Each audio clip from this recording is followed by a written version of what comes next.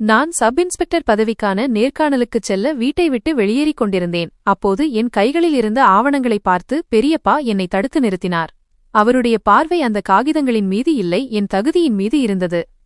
நேர்காணல் என்ற பெயரில் நேரத்தை வீணடிப்பதை விட உன் அப்பாவைப் போல தையல் வேலை கற்றுக்கொள்வது நல்லது என்று கிண்டலாக கூறினார். குறைந்தது வயிறாவது நிறையும் என்றார். அவருடைய வார்த்தைகள் என் இதயத்தை நேரடியாக தாக்கின. ஆனால் நான் எதுவும் பேசாமல் அனைத்தையும் புறக்கணித்துவிட்டு அமைதியாக வீட்டை விட்டு வெளியேறினேன். அலுவலகத்தின் முன் சென்றபோது மிக வயதான ஒருவர் மருந்துக்காக மக்களிடம் கையேந்தி கெஞ்சுவதைக் கண்டேன். அவர் கண்களில் இயலாமையும் குரலில் அசகாய புஷியமும் இருந்தது. என் பையை பார்த்தபோது திரும்பி வருவதற்கான வாடகைக்கு வைத்திருந்த 200 ரூபாய் மட்டுமே இருந்தது. ஒரு கணம் யோசித்தேன். ஆனால் அடுத்த கணமே அந்த பணத்தை எடுத்து அவர் கையில் வைத்துவிட்டேன். கடவுள் நிச்சயம் இதற்கு ஏதேனும் ஒரு வழியை காட்டுவார் என்று என் மனதில் தோன்றியது. பிறகு நான் வாடகையைப் பற்றி கவலைப்படாமல் நேர்காணலுக்காக உள்ளே சென்றேன். என்னை அறைக்குள் அழைத்தபோது நாற்காலியில் அமர்ந்திருந்த அதிகாரியை பார்த்து நான் அதிர்ந்து போனேன். என் இதயம் வேகமாக துடிக்க ஆரம்பித்தது. ஏனென்றால் அவர் வேறு யாருமில்லை, சற்று நேரத்திற்கு முன்பு மருந்துக்காக நான் பணம் கொடுத்த அதே முதியவர்தான். என் பெயர் கிரிஷ். அப்போது மாலை ஆகிவிட்டது. குளிரும் மிக கடுமையாக இருந்தது. ஆனால் நான் இன்னும் வீடு போய்ச் சேரவில்லை. என் உடலில் சாதாரண ஆடைகளைத் தவிர வேறு எதுவும் இல்லை. கோட், ஸ்வெட்டர் அல்லது சால்வை எதுவும் இல்லை. நான் மதியமே வீட்டை விட்டு கிளம்பியிருந்தேன். வேலைகளில் இவ்வளவு தாமதம் ஆகும் என்று எனக்கு தெரியாது. முதலில் பெரியப்பாவின் நண்பர் வீட்டிற்கு பொருட்களை கொடுக்க வேண்டியிருந்தது. பிறகு அவர் சொன்ன பொருட்களை வாங்க வேண்டியிருந்தது. இதில் எப்போது இருட்டானது என்றே தெரியவில்லை. இப்போது நான் மோட்டார் சைக்கிளில் வீடு திரும்பிக் கொண்டிருந்தேன். முன்னால் பொருட்கள் தொங்கவிடப்பட்டிருந்தன. நான் குளிரில் நடுங்கிக் கொண்டே வண்டியை ஓட்டிக் கொண்டிருந்தேன். முகத்தில் எதையும் போர்த்திக் கொள்ளவில்லை. குளிர்ந்த காற்று மூக்கிற்குள் நுழைவது போல் இருந்தது. கண்கள் திறந்திருந்தன. ஆனால் ஒரு கணம் மூடிக்கொள்ளலாம் என்று தோன்றியது. ஆனால் கண்களை மூடினால் பாதை தெரியாது, விபத்து ஏற்படும் பயம் இருந்தது. மிக சிரமப்பட்டு கண்களை திறந்து வைத்திருந்தேன். மோட்டார் சைக்கிளை பிடித்திருந்த கைகள் பனிக்கட்டி போல குளிர்ந்து போயிருந்தன. கைகள் உடைந்து விழுந்து விடுவது போல் வலித்தன. ஆனால் நல்லவேளை காலில் ஷூ இருந்ததால் அங்கு குளிர் அதிகம் தெரியவில்லை. ஆனால் உடல் முழுவதும் உறைந்து போனது போல் இருந்தது. சுமார் 15 நிமிடங்களுக்குப் பிறகு வீட்டின் வாசலை அடைந்ததும் கடவுளுக்கு நன்றி சொல்லிவிட்டு கதவை தட்டினேன். ஆனால் உள்ளிருந்து எந்த சத்தமும் வரவில்லை. எல்லோரும் எங்கே போனார்கள் என்று பயந்துவிட்டேன். 5 நிமிடங்களுக்குப் பிறகு கதவு திறந்தபோது அம்மா நின்றிருந்தார்கள். அவர்களை பார்த்ததும் எனக்கு ஆச்சரியமும் கவலையும் ஏற்பட்டது. ஏனென்றால் நான் கிளம்பும்போது அவர்களுக்கு கடுமையான காய்ச்சல் இருந்தது. நான் வேகமாக மோட்டார் சைக்கிளை உள்ளே கொண்டு சென்றேன். அம்மா சமையலறையை நோக்கிச் சென்று கொண்டிருந்தார். இதை பார்த்ததும் நான் இன்னும் கவலையடைந்தேன். நான் அவர்களை அழைத்ததும் அவர்கள் ஹாலிலேயே நின்றுவிட்டார்கள். நான் அவர்கள் அருகில் சென்று சற்று கண்டிப்புடன் பேசினேன். அம்மா, உங்களுக்கு காய்ச்சல் இருந்ததல்லவா? படுக்கையை விட்டு எழவேண்டாம் என்று சொல்லியிருந்தேன். டாக்டர் உங்களை ஓய்வெடுக்கச் சொல்லியிருக்கிறார். இப்போது ஏன் இப்படி வேலை செய்கிறீர்கள்? என் பேச்சைக் கேட்ட அம்மா சிறிது நேரம் அமைதியாக இருந்தார். பிறகு மெல்லிய புன்னகையுடன், மகனே, வேலை செய்யாமல் எனக்கு நிம்மதி இருக்காது என்று உனக்கு தெரியும்தானே? இப்போது உடல்நிலையும் பரவாயில்லை. அதனால்தான் சமைக்கிறேன். நீ போய் வெதுவெதுப்பான ஆடைகளை அணிந்து கொள். நானும் உனக்கு சாப்பாடு அனுப்பி வைக்கிறேன் என்றார். அவர் கண்களை திருப்பிக் கொண்டார். என் மனம் அதை ஏற்கவில்லை. ஆனால் அம்மாவின் பேச்சை நம்பித்தான் ஆக வேண்டியிருந்தது. நான் அறைக்குச் சென்றேன். கொஞ்சம் வெதுவெதுப்பான தண்ணீர் குடிக்கலாம் என்று நினைத்து சமையலறை பக்கம் சென்றபோது ஒரு சத்தம் கேட்டது. அம்ரிதா, என்ன நாடகம் இது? இது என்ன காய்கறி சமைத்திருக்கிறாய்? உடம்பு சரியில்லை என்றால் எதை வேண்டுமானாலும் சமைத்து வைப்பாயா? விஷம் வைத்தது போல் இருக்கிறது. இதை நீயே சாப்பிடு. எங்களுக்கு வேறு ஏதாவது செய். அது பெரியம்மாவின் குரல். அம்மா காய்ச்சலில் இருந்தார். அவரிடம் அப்படி பேசிக் கொண்டிருந்தார்கள். அம்மா தன் விருப்பத்தினால் சமையலறையில் நிற்கவில்லை, கட்டாயத்தினால்தான் நிற்கிறார் என்பது எனக்கு தெளிவாக புரிந்தது. உள்ளே சென்று பெரியம்மாவிடம் பேச வேண்டும், அம்மாவுக்காக குரல் கொடுக்க வேண்டும், நியாயம் கேட்க வேண்டும் என்று என் மனம் துடித்தது. ஆனால் அப்பா சொன்ன வார்த்தைகள் நினைவுக்கு வந்தன. என் கால்கள் அங்கேயே உறைந்துவிட்டன. நான் அங்கே நின்று கொண்டு செய்வதறியாமல் கேட்டுக்கொண்டிருந்தேன். இனி அதிகம் நாடகம் போட தேவையில்லை, பெரியம்மா மீண்டும் கூறினார். நாங்கள் இந்த காய்கறியை சாப்பிட மாட்டோம். அந்த வார்த்தைகள் அம்மாவை மட்டுமல்ல, என்னையும் உடைத்து போட்டன. ஃப்ரிட்ஜில் இருந்து வேறு காய்கறியை எடுத்து எங்களுக்கு பிடித்த மாதிரி சமைக்க வேண்டும். அதன் பிறகுதான் நீ அறைக்கு செல்ல முடியும், புரிந்ததா? பெரியம்மா மீண்டும் அம்மாவை திட்டிக் கொண்டிருந்தார். அவர் குரலில் அதிகாரம் இருந்ததே தவிர மனிதாபிமானம் இல்லை. அம்மா ஏன் எதுவும் பேசவில்லை என்று எனக்கு புரியவில்லை. காய்ச்சலில் நடுங்கிக் கொண்டே தலைகுனிந்து சரி என்று சொல்லிக் கொண்டிருந்தார். பலமுறை எனக்கு அம்மா அப்பா இருவர் மீதும் கோபம் வரும். ஏன் பெரியப்பா பெரியம்மா முன்னால் இப்படி கூனி குறுகி நிற்கிறார்கள் என்று? இந்த வீட்டில் எங்களுக்கு உரிமை இல்லையா? நாங்களும் இந்த வீட்டின் வாரிசுகள் இல்லையா? பின் ஏன் நாங்கள் வேலைக்காரர்களைப் போல வாழ்கிறோம்? ஆனால் இந்த எண்ணம் வந்த அடுத்த கணமே அதை அடக்கிவிட்டேன். அப்பா எப்போதும் வேண்டாம் என்று சொல்லும் அதே எண்ணம் அது. என் இருப்பை உணர்த்த வேண்டும் என்பதற்காக வேண்டுமென்றே காலடி சத்தம் எழுப்பிக் கொண்டே சமையலறையை நோக்கிச் சென்றேன். என் காலடி சத்தம் கேட்டதும் பெரியம்மா திடீரென அமைதியாகிவிட்டார். என்ன நினைத்தாரோ தெரியவில்லை. அம்மா அமைதியாக சமையலறைக்குள் சென்றார். மகனே, நீ இங்கே என்ன செய்கிறாய் என்று அவர் என்னிடம் கேட்டார். ஆனால் அவர் கண்களில் இருந்த ஈரமும் தொண்டையில் அடைத்த அழுகையும் தெளிவாக தெரிந்தது. அவர் சிரித்துக் கொண்டிருந்தாலும் அவர் தன்னை சமாளித்துக் கொள்கிறார் என்று எனக்கு தெரியும். பெரியம்மா ஃப்ரிட்ஜில் இருந்து வேறு காய்கறியை எடுத்து ஓப்பிடாக வைத்துவிட்டு செருப்பை அங்கேயே வீசிவிட்டு வெளியேறினார். அதாவது இந்த புதிய காய்கறியையும் அம்மாதான் சமைக்க வேண்டும் என்று அர்த்தம். இப்போது சமையலறையில் அம்மாவும் நானும் மட்டுமே இருந்தோம். என் வற்புறுத்தலின் பேரில் அம்மா தண்ணீர் சூடாக்கினார். நான் சுவரில் சாய்ந்து கொண்டு எல்லாவற்றையும் பார்த்து கொண்டிருந்தேன். அவரிடம் ஏதாவது பேச வேண்டும், அவரை தடுக்க வேண்டும், இது போதும் என்று சொல்ல வேண்டும் என்று தோன்றியது. ஆனால் நான் என்னை நிறுத்திக் கொண்டேன். அவர் ஏற்கனவே உடைந்திருந்தார். என் பேச்சு அவரை இன்னும் உணர்ச்சிவசப்பட வைத்துவிடும் என்று எனக்கு தெரியும். என் அம்மா ஒரு வலிமையான பெண் என்று எனக்கு தெரியும். நான் அவரை எப்போதும் வலிமையாகவே பார்த்திருக்கிறேன். அவர் தன் மகனுக்கு முன்னால் கண்ணீர் விடக்கூடாது என்று நினைத்தார். அம்மா எனக்கு வெதுவெதுப்பான தண்ணீர் கொடுத்தார். நான் அதை எடுத்துக்கொண்டு என் அறைக்கு வந்தேன். தண்ணீர் குடிக்க விருப்பமில்லை, மேஜையில் வைத்துவிட்டேன். நான் அறையில் முன்னும் பின்னும் நடக்க ஆரம்பித்தேன். ஸ்வெட்டர் மற்றும் ஷூ அணிந்திருந்ததால் இப்போது குளிர் தெரியவில்லை. ஆனால் என்னை உள்ளுக்குள் உறைய வைத்தது குளிரல்ல, நான் சற்று முன் பார்த்த அம்மாவின் நிலைமைதான். சிறிது நேரத்திற்கு பிறகு அம்மா எனக்கு உணவு கொண்டு வந்தார். உணவை வைத்துவிட்டு எதுவும் பேசாமல் திரும்பியபோது நான் அவரை தடுத்தேன். மகனே, சமையலறையில் வேலை இருக்கிறது, பிறகு பேசலாம் என்று சொல்லிவிட்டு சென்றுவிட்டார். காய்ச்சலிலும் அம்மா இவ்வளவு வேலை செய்கிறார். என்னால் அவருக்காக எதுவும் செய்ய முடியவில்லை. அந்த நொடியில் என் மீதே எனக்கு வெறுப்பு வந்தது. சாவதே மேல் என்று தோன்றியது. இனி அமைதியாக இருப்பது தீர்வல்ல என்பது எனக்கு புரிந்தது. என் பெற்றோருக்காக நான் ஏதாவது பேசியே ஆக வேண்டும். எவ்வளவு காலம்தான் மௌனமாக இருப்பது? சாப்பிட்ட பிறகு நான் வெளியே உலாவ வந்தேன். குளிர் இருந்தாலும் சாப்பிட்ட பிறகு உட்கார்ந்திருப்பது எனக்கு பிடிக்காது. நான் ஹாலில் நடந்து கொண்டிருந்தபோது அறையிலிருந்து பெரியப்பா வருவதை பார்த்தேன். என்னை பார்த்ததும் அவர் நேராக என்னிடம் வந்தார். என்னப்பா, நீ இங்கே என்ன செய்கிறாய்? அதுவும் ராத்திரி நேரத்தில். இரவில் உன் அறையில் இருக்க வேண்டும் என்று எத்தனை முறை சொல்லியிருக்கிறேன். ஹாலில் நடப்பதற்கு வெட்கமாக இல்லையா என்றார். நான் ஏதோ குற்றம் செய்துவிட்டது போல் அவர் கேட்டார். என் சொந்த வீட்டின் ஹாலில் நடப்பதற்கு அவர் வெட்கப்படச் சொல்கிறார். பெரியப்பா, வெட்கப்படும் அளவுக்கு நான் என்ன செய்தேன் என்று நேரடியாக கேட்டேன். நான் என் சொந்த வீட்டில்தான் நடக்கிறேன். இதில் தவறு எதுவும் இல்லை. நான் அவர் முன் எப்போதுமே அமைதியாக இருந்ததில்லை. எப்போதும் என் கருத்தை சொல்வேன். இதனாலேயே அவர்களுக்கு என்னை பிடிக்காது. என் முன்னால் அதிகம் வாய் பேசாதே, பெரியப்பா கோபப்பட்டார். உன் சிறிய மூளைக்கு எட்டாத விஷயங்களைப் பற்றி யோசிக்காதே. பேசாமல் இங்கிருந்து போய்விடு.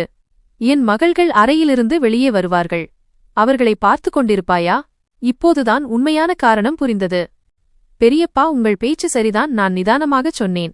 ஆனால் அவர்கள் இருவரும் என் சகோதரிகள் என்று உங்களுக்கும் தெரியும். நான் அவர்களை தவறான கண்ணோட்டத்தில் பார்த்ததில்லை. இது எங்களுக்கும் வீடுதான். நான் இங்கே இல்லை என்றால் எங்கே போவது? என் பேச்சைக் கேட்டதும் அவர் முகத்தில் ஏளனம் தெரிந்தது. அதிகம் யோசிக்காதே. என் பேச்சை புரிந்து கொள்ளும் தகுதி உனக்கில்லை. எனக்கு புத்திமதி சொல்ல வந்துவிட்டான். இங்கிருந்து போ என்றார். அவருடைய வார்த்தைகள் என் இதயத்தை தைத்தன. ஆனால் இந்த மௌனம் இனி நீடிக்காது என்பதும் எனக்கு புரிந்தது. பெரியப்பாவின் பேச்சைக் கேட்டு நான் என் அறையை நோக்கி திரும்பும்போது திடீரென அவர் என்னை மீண்டும் அழைத்தார். என்னால் காது கேட்காதது போல் இருக்க முடியவில்லை. திரும்பி பார்த்தபோது அவர் சைகையால் என்னை அழைத்தார். மனம் கனமாக இருந்தாலும் நான் அவர் அருகில் சென்றேன். அவர் என்னை பார்க்காமலே, பொருட்கள் வாங்க நான் கொடுத்த பணத்தில் மீதி எங்கே? அதில் நிச்சயம் கொஞ்சம் மிஞ்சியிருக்கும் என்றார். நான் அமைதியாக பதில் சொன்னேன். பெரியப்பா, அதில் பணம் எதுவும் மீதமில்லை. நான் உங்களிடம் எல்லா பில்களையும் கொடுத்துவிட்டேன். நீங்களே பார்த்துக் கொள்ளுங்கள் என்று அமைதியாகச் சொன்னேன். இதைக் கேட்டதும் நான் சற்று முன் கொடுத்த பில்லை பாக்கெட்டிலிருந்து எடுத்தார். அதில் ஏதோ பெரிய குற்றம் ஒளிந்திருப்பது போல் உற்று பார்த்தார். பிறகு ஏளனமாக, நிச்சயம் நீ இதில் ஏதோ தில்லுமுள்ளு செய்திருப்பாய். உன்னிடம் இதைத்தான் எதிர்பார்க்க முடியும். இனிமேல் நான் உன்னிடம் பணம் கொடுக்க மாட்டேன். எது வேண்டுமானாலும் நானே சென்று வாங்கிக் கொள்வேன். எனக்கு உன்மீது துளியும் நம்பிக்கை இல்லை என்றார். இதை சொல்லிவிட்டு பெரியப்பா அங்கிருந்து சென்றுவிட்டார். நான் அப்படியே நின்று கொண்டிருந்தேன். என் கால்கள் தரையில் பதிந்தது போல் இருந்தது. அவர் என்னை ஒரு மனிதனாக கூட மதிக்கவில்லை, வேலைக்காரனை விட கேவலமாக நடத்தினார். அந்த நொடியில் என் மானம், உழைப்பு அனைத்தும் நசுக்கப்பட்டது போல் உணர்ந்தேன். அவர் எப்போதும் என்னை மட்டம் தட்டிவிட்டு சென்று விடுவார். என்னால் ஏதாவது தவறு நடந்தால் என் அப்பா அம்மாவையும் சும்மா விடமாட்டார். இது எனக்கு உள்ளுக்குள் சாவதற்கு சமமாக இருந்தது. எப்படியோ என்னை சமாளித்துக் கொண்டு அறைக்கு வந்தேன். தலை சுற்றியது. கோபமும் இயலாமையும் இருந்தது. ஆனால் நான் என்ன செய்ய முடியும்? அம்மாவிற்கு உடல்நிலை சரியில்லை. அப்பா கடந்த 2 நாட்களாக பெரியப்பாவின் வேலை விஷயமாக வெளியூர் சென்றிருந்தார். கடை பூட்டப்பட்டிருந்தது. நஷ்டம் எங்களுக்குத்தான். ஆனாலும் அப்பா பெரியப்பாவிடம் எதுவும் கேட்க மாட்டார். அப்பா வந்ததும் அவரிடம் தெளிவாகச் சொல்லிவிட வேண்டுமென்று முடிவு செய்தேன். நம் பங்கை நாம் பிரித்துக் கொள்ள வேண்டும். இல்லையென்றால் வாழ்நாள் முழுவதும் இவர்களுக்கு அடிமையாகவே இருக்க வேண்டியதுதான். படுக்கையில் படுத்துக்கொண்டு எதிர்கால கனவுகளை கண்டபடி எப்போது தூங்கினேன் என்றே தெரியவில்லை. மற்றவர்களுக்கு விடுமுறையாக இருக்கும் ஞாயிற்றுக்கிழமை எனக்கு எப்போதும் வேலை நாளாகவே இருக்கும். அதுவும் அப்படியே கழிந்தது. பெரியப்பா தன் எல்லா வேலைகளையும் என்னிடமே வாங்குவார். இறுதியாக அடுத்த நாளும் வந்தது. நான் காலையிலேயே எழுந்து படிக்க ஆரம்பித்தேன். என் பட்டப்படிப்பின் கடைசி செமஸ்டர் நடந்து கொண்டிருந்தது. அதன் பிறகு வேலைக்கு நேர்காணல் கொடுக்க வேண்டும். அதனால் நான் மிகவும் உற்சாகமாக இருந்தேன். நான் ஏதாவது ஒரு நிலைக்கு வந்ததும் முதலில் அப்பாவை இந்த வேலையிலிருந்து விடுவிக்க வேண்டும் என்று நினைத்திருந்தேன். அப்பா இப்போது அடிக்கடி நோய்வாய்ப்படுகிறார். இவ்வளவு கடின உழைப்பு அவரால் முடியாது. ஆனால் பெரியப்பாவின் அழுத்தம், பணத்தட்டுப்பாடு, குடும்ப பொறுப்புகள் அவரை முதியவராக்கிவிடுகிறது. இதை நான் என் அப்பாவிடம் கண்டேன். காலை உணவிற்காக சமையலறைக்கு சென்றேன். அங்கே அம்மா, பெரியம்மா, இந்திரா நின்றிருந்தார்கள். இந்திரா பெரியப்பாவின் இளைய மகள். வயது 15 இருக்கும். அவளுக்கும் எனக்கும் நல்ல உறவு இருந்தது. அவள் என்னை கிருஷ்ணா என்று அழைப்பாள். பெரியப்பாவின் மூத்த மகள் ஸ்ரேயாவின் முகத்தில் எப்போதும் கோபம் இருக்கும். அவள் பெரியப்பாவைப் போலவே இருந்தாள். அம்மா எனக்கு உணவு கொடுத்தார். நான் சமையலறையிலேயே அமர்ந்து சாப்பிட்டேன். இந்திராவும் அங்கே அமர்ந்திருந்தாள். நாங்கள் பேசிக் கொண்டிருந்தோம். சிறிது நேரத்திற்குப் பிறகு அவளை பள்ளியில் விடுவதற்காக பைக்கில் அழைத்துச் சென்றேன். பெரியப்பா நாள் முழுவதும் கட்டிலில் ஓய்வெடுப்பார். ஆனால் தன் குழந்தைகளை பள்ளிக்கு கூட அழைத்துச் செல்ல மாட்டார். அவர் ஆரோக்கியமாகத்தான் இருந்தார். பைக் ஓட்டத் தெரியும். அப்பா அவரை விட இளையவர். ஆனால் நோய் மற்றும் பணத்தட்டுப்பாடு அவரை பலவீனமாக்கியிருந்தது. இந்திராவை பள்ளியில் விட்டுவிட்டு நான் பல்கலைக்கழகத்திற்கு வந்தேன். ஒரு புதிய நாள் தொடங்கியிருந்தது. நான் பல்கலைக்கழகத்தை அடைந்த சிறிது நேரத்திலேயே பெரியப்பா ஃபோன் செய்தார். எனக்கு உன்னிடம் ஒரு வேலை இருக்கிறது, உடனே வீட்டுக்கு வா என்றார். பெரியப்பா, நான் பல்கலைக்கழகத்தில் இருக்கிறேன். இன்னும் சிறிது நேரத்தில் என் 3வது பாடம் தொடங்க உள்ளது. விடுமுறைக்கு முன் வருவது சாத்தியமில்லை. என்ன வேலை என்று சொல்லுங்கள், வரும்போது செய்து விடுகிறேன் என்றேன். இதை கேட்டதும் பெரியப்பாவிற்கு கோபம் வந்து போனை வைத்துவிட்டார். நானும் போனை பாக்கெட்டில் வைத்துக் கொண்டேன். அவரை நினைத்து என் மனதை கெடுத்துக் கொள்ள விரும்பவில்லை. பல்கலைக்கழகத்திலிருந்து திரும்பியதும் எனக்கு இன்னொரு அவமானம் காத்திருக்கிறது என்று எனக்கு தெரியாது. மாலையில் இந்திராவை அழைத்துக் கொண்டு வீடு திரும்பியபோது பெரியப்பா ஹாலில் வெயிலில் அமர்ந்து ஆரஞ்சு பழம் சாப்பிட்டுக் கொண்டிருந்தார். என்னை பார்த்ததும் அவர் முகத்தில் பயங்கர கோபம் வந்தது. நான் ஏதோ பெரிய நஷ்டத்தை ஏற்படுத்தியது போல் பார்த்தார். நான் என் அறையை நோக்கிச் செல்லும்போது, தம்பி, உங்களை அப்பா கூப்பிடுகிறார் என்று குரல் வந்தது. இந்திராவின் குரலைக் கேட்டு நான் பெரியப்பா முன் செல்ல வேண்டியதாயிற்று. கைகளை கட்டிக்கொண்டு நின்றேன். அவர் கண்களை பார்க்கும் தைரியம் எனக்கு இல்லை. நான் அவருக்கு பதில் கொடுத்தாலும் அவர் பெரியவர் என்பதால் மரியாதையுடன் இருப்பேன். அப்பா எனக்கு அப்படித்தான் சொல்லிக் கொடுத்திருந்தார். கட்டிலில் அமர்ந்திருந்த பெரியப்பா எழுந்து வந்து என் முகத்தில் ஓங்கி ஒரு அறை அறைந்தார். அதுவும் பெரியம்மா மற்றும் ஸ்ரேயாவின் முன்னிலையில். பெரியம்மா உடனே முகத்தை திருப்பிக் கொண்டார். அவர் அதை பார்க்க விரும்பாதது போல் இருந்தது. ஸ்ரேயா தன் முகத்தில் கையை வைத்துக் கொண்டாள். அவள் சிரிப்பை மறைப்பது அவள் கண்களில் தெரிந்தது. அவள் என்னை பார்த்து சிரித்துக் கொண்டிருந்தாள். பெரியப்பா, என்ன செய்தீர்கள்? நான் என்ன தவறு செய்தேன் என்று என்னை அடித்தீர்கள்? எனக்கு பயங்கர கோபம் வந்தது. அந்த கோபம் என் தாய்வழி உறவினர்களிடமிருந்து எனக்கு கிடைத்தது. அம்மா கோபப்பட மாட்டார். ஆனால் என் மாமா மிகவும் கோபக்காரர். அம்மா, நீ அவரைப் போலவே இருக்கிறாய் என்பார். நான் அப்படி கேட்டதும் பெரியப்பா மீண்டும் அடிக்க ஓங்கினார். ஆனால் நான் அவர் கையை பிடித்துக் கொண்டேன். அது பெரிய பிரச்சனையாகிவிட்டது. பெரியப்பா தன் கையை விடுவித்துக் கொண்டு வேகமாக அப்பாவின் எண்ணை டயல் செய்தார். அப்பா ஊரிலிருந்து திரும்பி வந்துவிட்டது எனக்கு தெரியாது. ஆனால் பெரியப்பா பேசும் விதத்தை பார்த்தால் அப்பா வந்து கடைக்குச் சென்றுவிட்டது போல் தெரிந்தது. ஹஷ், நீ சீக்கிரம் வீட்டுக்கு வா. உன் மகன் இன்று வரம்பு மீறிவிட்டான். இனி நான் உங்களை இந்த வீட்டில் வைத்திருக்க மாட்டேன். நீ சீக்கிரம் வா. இன்று இதற்கு ஒரு முடிவு கட்டியே ஆக வேண்டும் என்று பெரியப்பா போனிலேயே கத்தினார். அவர் வாயிலிருந்து வீட்டை விட்டு வெளியேற்றும் வார்த்தையை கேட்டதும் எனக்கு நிம்மதியாக இருந்தது. நானும் அதைத்தான் விரும்பினேன். நாம் நம் பங்கை தனியாக பிரித்துக் கொள்ள வேண்டும் என்று நானும் நினைத்தேன். நடுவில் சுவர் எழுப்பப்பட வேண்டும், இது ஒன்றும் பெரிய வேலையல்ல. இது எங்கள் சுயமரியாதைக்கு மிகவும் அவசியம். ஆனால் அப்பா வந்ததும் என்ன பூகம்பம் வெடிக்கப் போகிறது என்று எனக்கு தெரியவில்லை. 15 நிமிடங்களில் அப்பா பழைய மோட்டார் சைக்கிளில் வீட்டுக்கு வந்தார். அவர் முகத்தில் பயங்கர கோபம் இருந்தது. வந்தவுடனேயே பெரியப்பாவிடம் ஏன் எதிர்த்து பேசினாய் என்று என்னை திட்ட ஆரம்பித்தார். அவர்தான் முதலில் ஆரம்பித்தார். என் முகத்தில் அறைவதற்கு நான் ஒன்றும் சிறு குழந்தை இல்லை என்று நானும் எல்லோரிடமும் சொன்னேன். நான் சொன்னதை கேட்ட பெரியப்பா, ஹர்ஷ், உன் மகனைப் பார், இப்படித்தான் வளர்த்திருக்கிறாயா? என் குழந்தைகளைப் பார், இன்று வரை என் முன்னால் வாய் திறந்ததில்லை. எனக்கும் மகன் மகள்கள் இருக்கிறார்கள். ஆனால் அவர்கள் என் முன் பேசுவதில்லை. உன் மகன் உன்னைப் போலவே திமிராக இருக்கிறான் என்றார். அப்பா வந்ததிலிருந்து பெரியப்பா அவருக்கு போதனை செய்து கொண்டிருந்தார். ஆனால் அப்பா அமைதியாக நின்றார். நீங்கள் ஏன் எதுவும் பேசாமல் இருக்கிறீர்கள்? உங்கள் உரிமைக்காக பேசுங்கள் என்று நான் அப்பாவை சைகையால் கேட்டேன். ஆனால் அப்பா என்னை அமைதியாக இருக்கும்படி சொல்லிவிட்டு, சொல்லுங்கள் அண்ணா, என்னை ஏன் அவசரமாக வரச் சொன்னீர்கள் என்று கேட்டார். அப்பா பூனைக்குட்டி போல் பயந்து போய் நின்றார். பெரியப்பா கட்டிலில் அமர்ந்திருந்தார். அப்பா அவர் முன்னால் கைகளை கட்டிக்கொண்டு நின்று கொண்டிருந்தார். ஹர்ஷ், இன்றுவரை நான் உனக்கு நிறைய உதவிகள் செய்திருக்கிறேன். ஆனால் இப்போது நான் அந்த உதவிகளை நிறுத்த வேண்டும் என்றும் நீ இந்த வீட்டை விட்டு வெளியேற வேண்டும் என்றும் எனக்கு தோன்றுகிறது. இனிமேல் உன் மகனை இந்த வீட்டில் என்னால் பொறுத்துக்கொள்ள முடியாது. பெரியப்பா இதை சொன்னவுடனேயே எனக்கு தூக்கிவாரி போட்டது. நான் அப்பாவை பார்த்தேன். ஆனால் அவர் என்னை பார்க்கவில்லை. எனக்கு இந்த விஷயம் எதுவுமே புரியவில்லை. நான் அதை வெளிப்படுத்தினேன். அப்பா மற்றும் பெரியப்பா முன்னிலையில், பெரியப்பா என்ன சொல்கிறீர்கள்?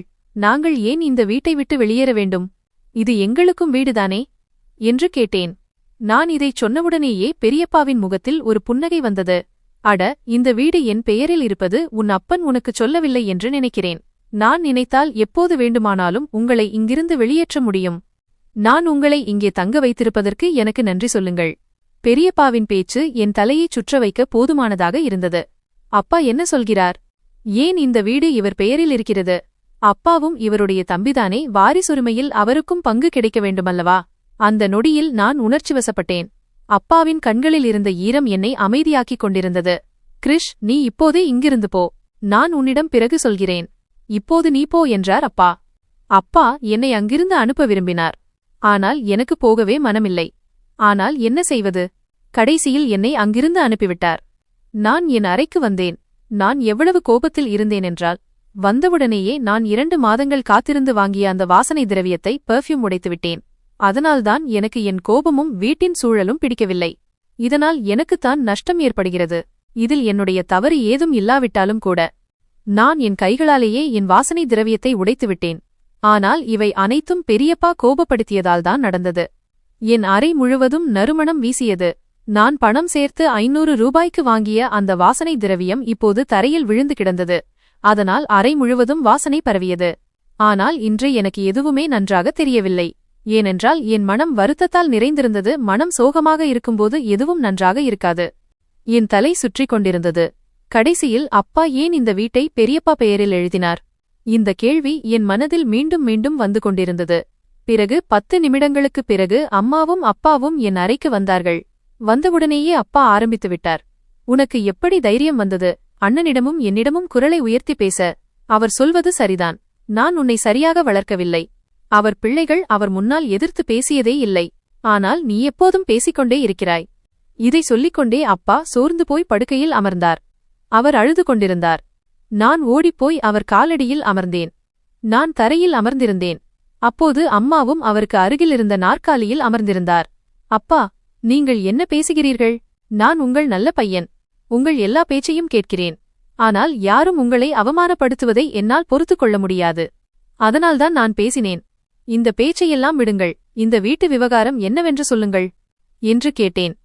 அவர் சொன்னது என் எல்லா ஆசைகளிலும் மண்ணை அள்ளி போட்டது போல இருந்தது. அப்பா தன் வாயாலேயே என்னிடம் சொன்னார். அவருக்கு 15 வயதாக இருந்தபோது அவருடைய பெற்றோர்கள் அவர்களை விட்டுச் சென்றபோது பெரியப்பா இந்த வீட்டை தன் பெயரில் மாற்றிக்கொண்டாராம். அப்பா அப்போது சிறியவர். அண்ணன் என்ன செய்தார் என்று அவருக்கு புரியவில்லை. ஆனால் புரிந்த பிறகும் அவர் இதைப் பற்றி கேட்கவில்லை. ஏனென்றால் அவர் தன் அண்ணன் மற்றும் எப்போதும் அவரை கவனித்துக் கொண்டார். சாப்பாடு ஏற்பாடு செய்தார். பின்னர் அம்மாவுடன் திருமணமும் செய்து வைத்தார். அதனால்தான் இன்றுவரை அப்பா அவர் செய்த கடனுக்கு அடியில் நசுங்கிக் கொண்டிருந்தார். அண்ணன் தம்பியின் உரிமையை பறித்துக்கொண்டு பின்னர் நான் உன்னை என் வீட்டில் வைத்திருக்கிறேன் என்று உதவி செய்தது போல் காட்டுவது மிகவும் விசித்திரமான விஷயம். அப்பா ஏன் பெரியப்பாவை பார்த்து இவ்வளவு பயப்படுகிறார் என்று இன்றுவரை எனக்கு புரியவில்லை. பெற்றோர்கள் சிறுவயதிலேயே இறந்துவிட்டார்கள் என்றும் அவர்கள் போன பிறகு பெரியப்பாதான் அப்பாவை கவனித்துக் கொண்டார் என்றும் இன்று அவர் தெளிவுபடுத்தினார். அப்பா படிப்பில் அவ்வளவு கெட்டிக்காரர் இல்லை, சுமாராகத்தான் படிப்பார். அதனால் அவரை பள்ளியிலிருந்து நிறுத்திவிட்டு ஒரு தையல் கடையில் சேர்த்துவிட்டார். அங்கேதான் அப்பா வேலை கற்றுக்கொண்டார்.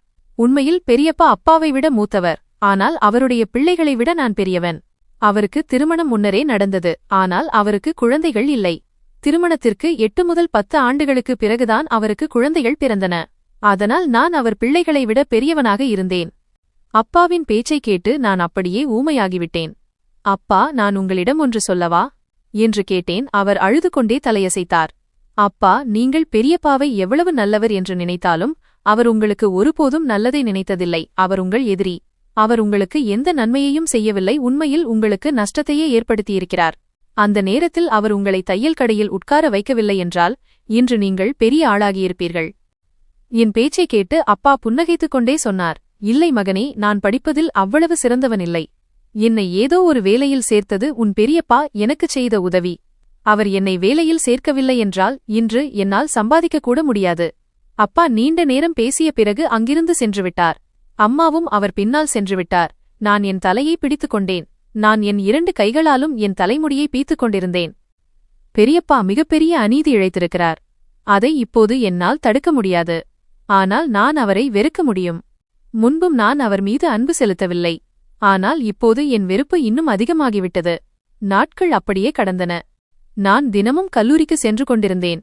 இது என்னுடைய கடைசி செமஸ்டர். அதை நான் விட விரும்பவில்லை. பெரியப்பா தினமும் எனக்கு அழுத்தம் கொடுத்தார். அப்பாவோடு போய் தையல் கடையில் உட்கார், அப்போதுதான் வீட்டுக்கு கொஞ்சம் பணம் வரும். நீ உன் இஷ்டத்துக்கு செலவு செய்கிறாய், இவ்வளவு பெரியவனாகிவிட்டாய், இன்னும் சம்பாதிக்கவில்லை என்று எப்போதும் திட்டிக் கொண்டே இருப்பார். ஆனால் நான் இன்று வரை அவர் பேச்சை காதில் வாங்கிக் கொண்டதில்லை. அப்பா மாதிரி என்னையும் வேலையில் சேர்த்துவிட்டால் படித்துவிட்டு நான் மேலே வரமாட்டேன் என்பது அவருக்கு தெரியும். இன்று வெள்ளிக்கிழமை நான் கல்லூரிக்கு செல்லவில்லை. நாளை நான் ஃபீஸ் கட்ட வேண்டும். இன்றே பெரியப்பாவிடம் பணம் வாங்கிவிடலாம் என்று நினைத்தேன். அப்பா எவ்வளவு சம்பாதித்தாலும் கொண்டு வந்து பெரியப்பா கையில்தான் கொடுப்பார். அவர்தான் வீட்டுச் செலவுகளை பார்த்துக் கொள்வார். நான் பெரியப்பாவின் அரைவாசலுக்குச் சென்றபோது உள்ளே இருந்து சில சத்தங்கள் கேட்டன. நான் உள்ளே செல்லவில்லை. உள்ளே பெரியம்மாவும் அவர்களின் மூத்த மகள் ஸ்ரேயாவும் அமர்ந்திருந்தார்கள். பெரியப்பாவும் அங்கேதான் இருந்தார். கதவு மூடியிருந்ததால் அவர்கள் எனக்கு தெரியவில்லை. ஆனால் பேச்சு சத்தம் தெளிவாக கேட்டது. அவர் மகள் ஸ்ரேயா கத்திக் கொண்டிருந்தாள். அவள் எதற்காக அடம்பிடிக்கிறாள் என்று தெரியவில்லை. ஆனால் அவள் கேட்கும் விஷயத்தை பெரியப்பா ஒப்புக்கொள்ள மாட்டார் என்பது மட்டும் புரிந்தது. நான் உன்னிடம் கடைசி முறையாகச் சொல்கிறேன், உன் செல்ல மகளுக்கு புரியவை. அவள் சொல்வது நடக்காது. என் மானத்தை வாங்க வேண்டாம். அவளுடைய திருமணம் அந்த பையனுடன் நடக்காது. இவளுக்கு அவனை பிடித்திருந்தாலும் எனக்கு இது சம்மதமில்லை. பழைய இரும்பு வியாபாரம் செய்யும் ஒருவனின் மருமகளாக இவளை என்னால் அனுப்ப முடியாது. பெரியப்பா விசித்திரமாக பேசிக் கொண்டிருந்தார். எனக்கு அதிகமாக புரியவில்லை. ஆனால் ஸ்ரேயா யாரையோ திருமணம் செய்து கொள்ளச் சொல்கிறாள் என்பது புரிந்தது. ஆனால் ஸ்ரேயா உரத்த குரலில் சொன்னாள், அப்பா, நான் உங்களுக்கு சொல்ல வேண்டும் என்று நினைத்தேன், சொல்லிவிட்டேன். நான் உங்களிடம் அனுமதி கேட்கவில்லை. என் முடிவுகளை நானே எடுக்க முடியும். உங்களுக்கு இதில் ஆட்சேபனை இருந்தால் எனக்கு கவலையில்லை. நான் போய் பதிவு திருமணம் கோர்ட் மேரேஜ் செய்து கொள்வேன். அப்போது உங்கள் மானம் போகாமல் தப்பிக்குமல்லவா? இதை சொல்லிக்கொண்டே அவள் எழுந்திருக்க வேண்டும், ஏனென்றால் அவள் காலடி சத்தம் கேட்டது. ஆனால் திடீரென்று சத்தம் நின்றது. ஒருவேளை அவளை தடுத்திருக்கலாம். அறிவு கெட்டவளே, அப்பனிடம் இப்படி பேச உனக்கு வெட்கமாக இல்லை? என் பிள்ளை உருப்படாதவளாக இருக்கிறாள். அந்த கிருஷை பார், எப்போதும் தன் தாய் தகப்பன் பேச்சை கேட்கிறான், என் பேச்சையும் கேட்கிறான். அவன் ஒரு வாலிபன், அவனிடமிருந்து எதையாவது கற்றுக்கொள்.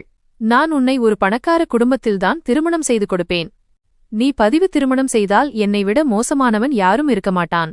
இதைச் சொன்னவுடன் ஸ்ரேயாவை வெளியே வர அனுமதித்திருக்கலாம். அதனால் நான் உடனடியாக அறை வாசலில் இருந்து விலகிவிட்டேன். ஸ்ரேயா வெளியே வந்தாள். அவள் என்னை பார்க்கவில்லை. அவள் வேகமாக தன் அறையை நோக்கிச் சென்றாள். நான் வாயில் கை வைத்தபடி நின்றிருந்தேன். உள்ளே செல்லும் தைரியம் எனக்கு இல்லை. பெரியப்பா கோபத்தில் இருப்பார். தன் மகள் மீதான கோபத்தை என் மீது காட்டுவார் என்று எனக்கு தெரியும். அதனால் நான் என் அறையை நோக்கிச் சென்றேன். இப்போது என் மனதில் குழப்பம் ஏற்பட்டது. எப்போது பார்த்தாலும் எங்களை அவமானப்படுத்துவார், ஏதாவது சொல்லி குத்தி காட்டுவார். இப்போது அவருடைய ரகசியம் ஒன்று என் கைக்கு வந்துவிட்டது. நான் அதை வெளியே கொண்டு வரலாம். ஆனால் கஷ்ட காலத்திற்கு உதவும் என்று அதை நான் எனக்குள் வைத்துக் கொண்டேன். பிறகு சனிக்கிழமை அன்றும் இன்றும் போராடி பெரியப்பாவிடம் கட்டணம் வாங்கிக் கொண்டு கல்லூரிக்குச் சென்றேன். என் வாழ்க்கை சாதாரணமாக சென்று கொண்டிருந்தது. ஆனால் பெரியப்பா வீட்டில் கலவரம் நடந்து கொண்டிருந்தது. ஓரிருமுறை அம்மாவிடம் கேட்க முயன்றேன். ஆனால் அவருக்கு எதுவும் தெரியவில்லை அல்லது சொல்ல விரும்பவில்லை. நான் இந்த விஷயத்தின் ஆழம் வரை செல்ல முடிவு செய்தேன். பெரியப்பா எப்போதும் காரணமில்லாமல் என்னை அவமானப்படுத்துவார். சில சமயம் அப்பாவின் இளமைக்கால விஷயங்களை சொல்லி திட்டுவார். சில சமயம் அம்மாவின் குடும்ப ஏழ்மையைச் சொல்லி குத்தி காட்டுவார். அம்மாவின் குடும்பம் ஏழ்மையானது. திருமணத்தையும் அவரேதான் நடத்தி வைத்தார். அப்பா அப்போது அவர் தயவில் இருந்தார். இப்போதும் தயவில்தான் இருக்கிறார். இருந்தாலும் அவர் குத்தி காட்டுவதற்கு யோசிப்பதே இல்லை. நான் இந்த விஷயத்தை விடப்போவதில்லை என்று முடிவு செய்தேன். ஸ்ரேயா பெரியப்பாவிடம் என்ன விவாதம் செய்தாள் என்று இன்று வரை நான் அம்மா அப்பாவிடம் கேட்கவில்லை. ஆனால் என்றாவது ஒரு நாள் நான் இதை எல்லோருக்கும் சொல்லித்தான் ஆக வேண்டும் என்று எனக்கு தெரியும். ஒரு வாரத்திற்குப் பிறகு நான் கல்லூரியிலிருந்து வரும்போது ஸ்ரேயா ஒரு பையனுடன் காரில் செல்வதை பார்த்தேன். அந்த காரை பின்தொடர்ந்தபோது அது ஒரு பெரிய பங்களாவிற்குள் சென்றது எனக்கு ஆச்சரியமாக இருந்தது. ஒரு ஏழை பையனுக்கு தன் மகளை தரமாட்டேன் என்று பெரியப்பா சொன்னார். ஆனால் அவர் மகள் ஏன் இந்த பெரிய பங்களாவிற்குள் செல்கிறாள்? ஆனால் என்னால் என்ன செய்ய முடியும்? நான் அந்த பங்களாவை பார்த்துவிட்டு என் வீட்டை நோக்கி நடந்தேன். பெரியப்பா தடுத்த அந்த விஷயத்தை இன்று ஸ்ரேயா செய்துவிட்டு வருகிறாள் என்று எனக்கு தெரியவில்லை. அவள் வீட்டுக்கு வந்தபோது பயந்து போய் இருந்தாள். மிரண்டு போயிருந்தாள். யாரும் அதை கவனிக்கவில்லை. ஆனால் நான் எல்லாவற்றையும் பார்த்து கொண்டிருந்ததால் எனக்கு ஏதோ விபரீதம் புரிந்தது. நான் வேண்டுமென்றே அவள் அறைவாசலில் நின்றேன். எனக்கு ஒட்டு கேட்கும் பழக்கமில்லை. ஆனால் நான் அந்த பேச்சை கேட்டதிலிருந்து என் முழுகவனமும் அவள் மீதுதான் இருந்தது. இந்த விஷயத்தை கண்டுபிடிக்க வேண்டும் என்று நினைத்தேன். திடீரென்று ஸ்ரேயாவின் அறையிலிருந்து சத்தம் வந்தது. அவள் அலைபேசியில் யாருடனோ பேசிக் கொண்டிருந்தாள். நமக்கு திருமணமாகிவிட்டது என்று இப்போது நான் வீட்டில் யாரிடமும் சொல்ல மாட்டேன். நீங்கள் பெண் கேட்டு வரும்போது வீட்டார் சம்மதித்தால் அந்த நேரத்தில் நான் அவர்களிடம் சொல்லிவிடுகிறேன். நீங்கள் கவலைப்படாதீர்கள் என்று அவள் சொல்லிக் கொண்டிருந்தாள். ஸ்ரேயாவின் பேச்சை என்னால் தெளிவாக கேட்க முடிந்தது. திருமணமான விஷயத்தை கேட்டு எனக்கு தூக்கிவாரி போட்டது. எனக்கு மூச்சே வராதது போல் இருந்தது. அவள் எப்படி இவ்வளவு பெரிய முடிவை எடுத்தாள்? அதுவும் ஒரு பெண்ணாக இருந்து பெற்றோர் விருப்பத்திற்கு மாறாக இப்படி ஒரு காரியத்தை செய்திருக்கிறாளே என்று நான் மிகவும் பதறிப்போனேன். நானும் அமைதியாக இருந்தேன். இந்த அப்பாவியின் மானத்தை நான் ஏன் கெடுக்க வேண்டும் என்று நினைத்தேன். அவள் யாரையோ விரும்புகிறாள் என்று அவளுடைய பெற்றோருக்கு தெரியும். அதை நான் மீண்டும் சொல்வதில் அர்த்தமில்லை. சரியான நேரத்திற்காக காத்திருந்தேன். என் செமஸ்டர் முடியப் போகிறது. 4 நாட்களில் என் தேர்வுகள் தொடங்கவிருந்தன. அதனால் நான் எதை பற்றியும் யோசிக்க விரும்பவில்லை. நான் என் படிப்பில் கவனம் செலுத்தினேன். நான் ஸ்ரேயா மற்றும் அவள் விஷயத்தை அப்படியே விட்டுவிட்டேன். இதைப் பற்றி நான் யோசிக்கக்கூட இல்லை. 1-2 முறை அம்மா என்னிடம் பெரியவர் வீட்டில் என்ன நடக்கிறது என்று தெரியவில்லை. அடிக்கடி அவர்கள் அறையிலிருந்து கத்தும் சத்தம் வருகிறது. என்ன பிரச்சனையோ என்று கேட்டார். அம்மா என்னிடம் கேட்டும் நான் சொல்லவில்லை. ஏனென்றால் நீங்கள் ஒருவரின் மானத்தை காப்பாற்றினால் இறைவன் உங்கள் மானத்தை காப்பாற்றுவான். நீங்கள் ஒருவரின் மானத்தை வாங்கினால் உங்கள் மானமும் போகும் என்று எனக்கு தெரியும்.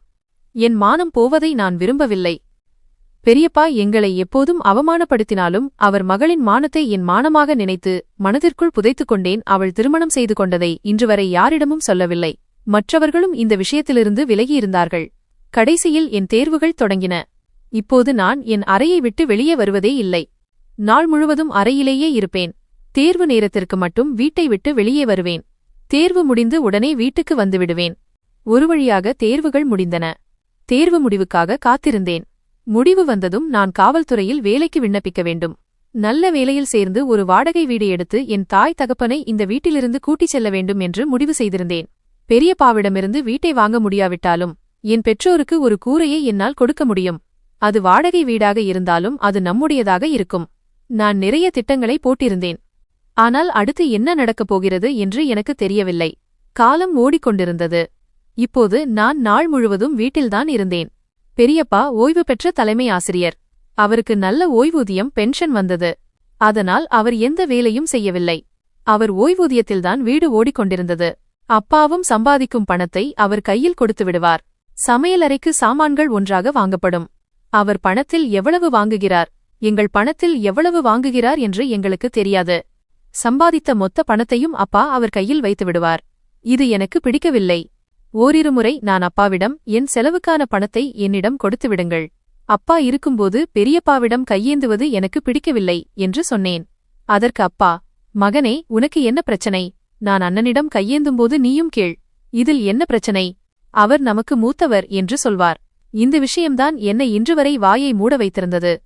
ஒரு நாள் நான் வழக்கம்போல் வீட்டில் இருந்தபோது வீட்டில் ஏதோ ஏற்பாடுகள் நடப்பதை உணர்ந்தேன். நான் அம்மாவிடம் கேட்டபோது, இன்று ஸ்ரேயாவை பார்க்க அண்ணன் சிலரை வரவழைத்திருக்கிறார். அவர்களை வரவேற்க ஏற்பாடுகள் நடக்கின்றன. நீயும் வீட்டிலேயே இரு. ஏதாவது வாங்க வேண்டுமென்றால் உன்னை அனுப்புவேன் என்றார். ஸ்ரேயா தன் அறையில் ஒளிந்து கிடந்தாள். இதிலிருந்து அவளுடைய பெற்றோர் தங்கள் விருப்பப்படி மாப்பிள்ளை வீட்டாரை அழைத்திருக்கிறார்கள் என்பது தெரிந்தது. இது மிகவும் தவறான விஷயம். அவளுக்கு ஏற்கனவே திருமணமாகிவிட்டது. அப்படியிருந்தும் அவளை பெண் பார்க்க வருகிறார்கள். இந்த நேரத்தில் நான் பெரியப்பாவிடம் சொல்லிவிடலாம். அவர் தன் மகளிடம் கேட்டு தெரிந்து கொள்வார். அவமானத்திலிருந்து தப்பிக்கலாம் என்று நினைத்தேன். நான் பெரியப்பா அறைக்குச் சென்றபோது அவர் அலைபேசியில் வரப்போகும் விருந்தினர்களிடம் பேசிக் கொண்டிருந்தார். மதியம் வாருங்கள் என்று சொல்லிக் கொண்டிருந்தார். பெரியப்பாவை அங்கேயே தடுத்து நிறுத்த வேண்டுமென்று தோன்றியது. ஆனால் என்ன செய்வது? அவர் போனில் பேசிக் கொண்டிருந்தார். நான் பொறுமையாக இருந்தேன். அழைப்பு முடிந்ததும், நீ இங்கே என்ன செய்கிறாய்? தலைமேல் ஏறி உட்கார்ந்து விட்டாய். இங்கிருந்து போ. எனக்கு உடல்நிலை சரியில்லை என்று என்னை பார்த்து பேச ஆரம்பித்தார். நான் என்னுடைய ஏதாவது விஷயத்தைப் பற்றி பேச வந்திருக்கிறேன் என்று அவர் நினைத்தார். ஆனால் நான், பெரியப்பா, விஷயம் என்னவென்றால் ஸ்ரேயாவுக்கு ஏற்கனவே திருமணமாகிவிட்டது. இது எனக்கு மட்டுமே தெரியும். அதனால் நீங்கள் அவளிடம் கேட்பது நல்லது.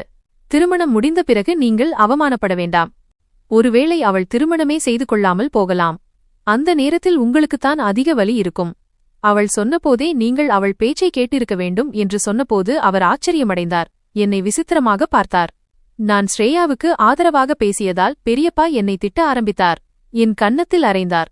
என் மகளைப் பற்றி இப்படி பேச உனக்கு வெட்கமாக இல்லை? அவள் அப்படிப்பட்டவள் இல்லை. அவள் சம்மதத்துடன் தான் நான் அவர்களை வரவழைத்திருக்கிறேன். அவள் எந்த திருமணமும் செய்யவில்லை. இந்த விஷயத்தை உன் மண்டையில் யார் ஏற்றினார்கள்? இனிமேல் உன் வாயிலிருந்து இந்த வார்த்தைகளை கேட்கக்கூடாது. இங்கிருந்து வெளியே போ என்று 1000 வார்த்தைகளைச் சொன்னார். கடைசியில் என்னை அங்கிருந்து போகச் சொன்னார். நானும் அமைதியாக அங்கிருந்து வந்துவிட்டேன். என் மனம் கல்லாகிவிட்டது. நானும் அமைதியாகிவிட முடிவு செய்தேன். பெரியப்பா என் பேச்சை கேட்காதபோது அவர் என்ன செய்கிறார் என்பதை நானும் அவருக்கு நினைவுபடுத்தப் போவதில்லை. பிறகு மதியம் மாப்பிள்ளை வீட்டார் வந்தபோது ஸ்ரேயாவும் அவர்கள் முன்னால் வந்து அமர்ந்தாள். அவள் முகத்தில் அதிக சோகமும் கோபமும் இருந்தது. இது அவள் விருப்பத்துடன் நடக்கிறது என்று எங்குமே தெரியவில்லை. அவள் வேறொருவனை ஏற்கனவே திருமணம் செய்து கொண்டாள். பிறகு எப்படி மகிழ்ச்சியாக இருக்க முடியும்? பெரியப்பாவுக்கும் எனக்கும் தவிர வேறு யாருக்கும் இது தெரியாது. ஆனால் பெரியப்பா நம்ப தயாராக இல்லை. கடைசியில் திருமணம் உறுதியானது. அவர்கள் நிச்சயதார்த்தம் முடித்துவிட்டுச் சென்றுவிட்டார்கள். 1 மாதத்திற்குப் பிறகு திருமண தேதி குறிக்கப்பட்டது. இது குறித்து ஸ்ரேயாவும் எதுவும் பேசவில்லை. அவள் என்ன நினைத்துக் கொண்டிருந்தாள் என்று தெரியவில்லை. பெரியப்பா என் பேச்சை கேட்கவில்லை. அவருடைய அப்பாவுக்கு இந்த விஷயம் தெரியுமா அல்லது எனக்கு தெரியுமா என்பது கூட ஸ்ரேயாவிற்கு தெரியாது. அந்த அப்பாவும் மகளும் ஒருவருக்கொருவர் பேசிக் கொண்டிருக்கிறார்கள். எது எப்படியோ நான் எல்லாவற்றிலிருந்தும் என்னை விலக்கிக் கொண்டேன். நான் நேர்காணலுக்கு தயாராக வேண்டியிருந்தது. 2 நாட்களுக்கு முன்பு எனது தேர்வு முடிவுகள் வந்தன. அது மிகவும் சிறப்பாக இருந்தது. அதனால் நான் போலீஸ் வேலைக்கான நேர்காணலில் பங்கேற்க முடியும். நான் விண்ணப்பித்திருந்தேன். நேர்காணல் நடக்கும் நாட்கள் தொடங்கவிருந்தன. ஆனால் இப்போது நான் அதற்கு தயாராக வேண்டும். என்னிடம் 2-4 நாட்கள் மட்டுமே இருந்தன. அதனால் நான் மீண்டும் படிப்பில் கவனம் செலுத்தத் தொடங்கினேன். எந்த சூழ்நிலையிலும் நான் இந்த நேர்காணலில் தேர்ச்சி பெற விரும்பினேன். இந்த நேர்காணல் மூலம்தான் என் எதிர்காலம் சிறப்பாக மாறும். எனக்கு சப் இன்ஸ்பெக்டர் வேலை கிடைத்தால் என்னுடைய பெரிய பிரச்சனைகள் தீர்ந்துவிடும். நான் ஒவ்வொரு கணமும் இதற்காகவே பிரார்த்தனை செய்து கொண்டிருந்தேன். மேலும் என் அம்மா அப்பாவிடமும் எனக்காக பிரார்த்தனை செய்யும்படி சொல்லியிருந்தேன்.